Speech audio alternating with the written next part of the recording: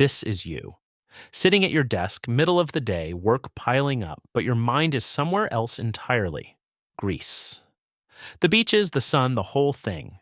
So you open Google, you search for flights, dozens of websites pop up, you click the first one, set your dates, July, definitely July, hit search, and boom. Results everywhere. You find one that looks pretty solid, good price. You're tempted, and then your boss walks in. You panic, close the tab, act like nothing happened. Spend the rest of the day pretending to work. That night, you get home, open your laptop, go back to the same website, same flight, and the price is higher. Not by a little, by a lot. And you just sit there, frustrated, confused, kind of sad. You didn't do anything wrong. You didn't wait weeks, you waited hours. So why did the price change? That's exactly what we're breaking down today. The strategy behind it, the system that makes it happen, and why airlines and booking platforms do this on purpose. It's called dynamic pricing, and once you understand how it works, you'll never look at a flight price the same way again. This is Nice Guy, the channel where we break down the strategies and secrets behind how companies really operate. If that's your thing, subscribe. Let's get into it. So what exactly is dynamic pricing? At its core, it's a system based on algorithms that companies use to balance supply and demand. Prices don't stay fixed. They move constantly, adjusting to factors like the time of day, the season, upcoming events, and how many people are searching for the same thing at the same time. And it's not just airlines. Retail, hotels, ride-sharing, concerts. Pretty much any sector where demand fluctuates uses some version of this today, but it all started in the United States in the 1970s with American Airlines. At the time, airlines had a problem. Planes were taking off half empty, revenue was being left on the table. So American Airlines introduced something called yield management, a strategy designed to maximize revenue by filling every seat at the right price for the right customer at the right time. The idea was simple. Not every passenger values a seat the same way. A business traveler booking last minute will pay more than a student planning 3 months ahead. So why charge them the same price? And it worked. By the early 1980s, American Airlines credited yield management with generating over $1.4 billion in additional revenue over a 3-year period. It completely changed how the industry thought about pricing. That one idea, born in aviation, eventually spread to every corner of the economy. And today, the algorithms doing this are more powerful than ever. So now that we understand the general concept of dynamic pricing, let's get into the real stuff with actual examples. And for that, we're going to talk about 3 companies that literally built their entire model around this Southwest Airlines, Spirit Airlines, and Ryanair over in Europe. These 3 are no coincidence. They were pioneers. Way before everyone else, they understood that an empty seat taking off is money gone forever. There's no way to get it back. So their logic was simple: better to sell a seat for $30 than to take off with an empty row. And it's around that idea that they built their whole pricing system. Now, the real question is, what exactly are they basing these prices on? Because it's not random. There are very specific factors behind every single price you see, and that's what we're going to break down one by one. The first one, and probably the most obvious, is seasonality. The price of a flight is simply not the same in January as it is in July, and airlines don't just guess that they use AI to anticipate demand months in advance. They've got years and years of historical data, and they know, almost to the day, when people are going to start booking their summer trips. Take July and August. These are peak travel months almost everywhere in the world. Families are off school, people take their annual vacation, everyone wants to go somewhere. Airlines see that coming from miles away. So what do?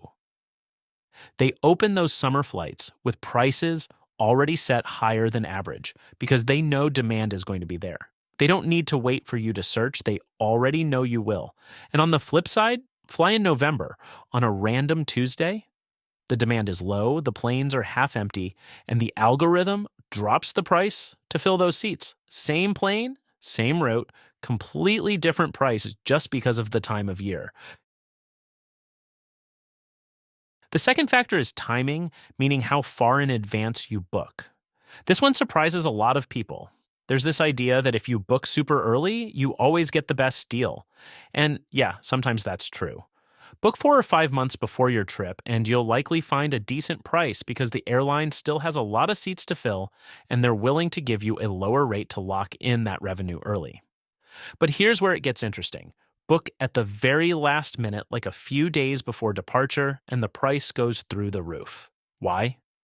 Because the algorithm knows that someone buying a ticket 48 hours before the flight is almost certainly not price sensitive.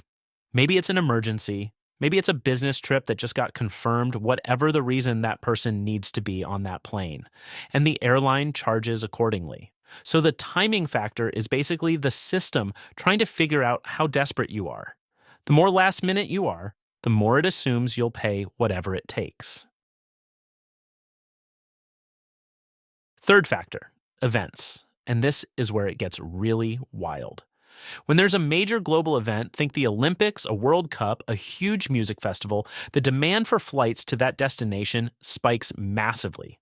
Hundreds of thousands of people all trying to get to the same place at the same time. And airlines know about these events way in advance.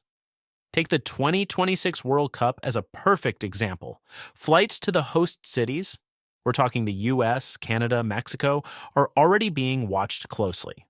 Prices on those routes during the tournament are expected to hit 40% above average.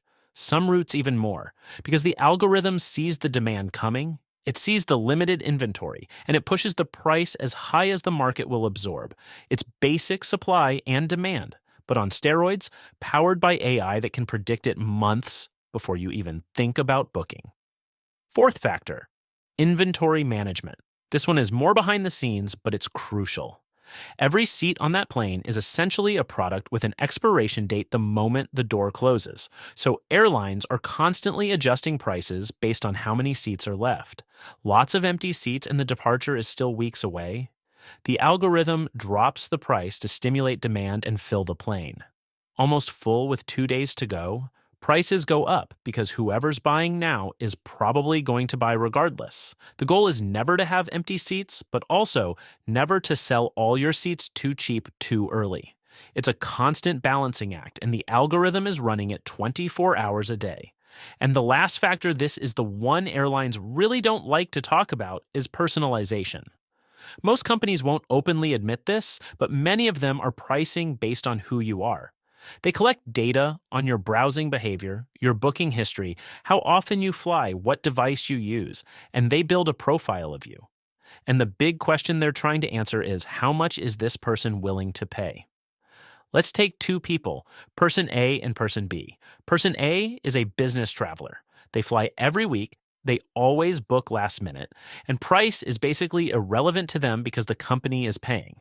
Person B flies once a year, they plan everything in advance, and if the price goes too high, they'll just cancel the whole trip. Now, who do you think is going to see the higher price? Person A, every time.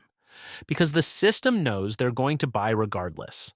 Meanwhile, person B might get a slightly more attractive offer because the algorithm is trying to convert someone who's on the fence.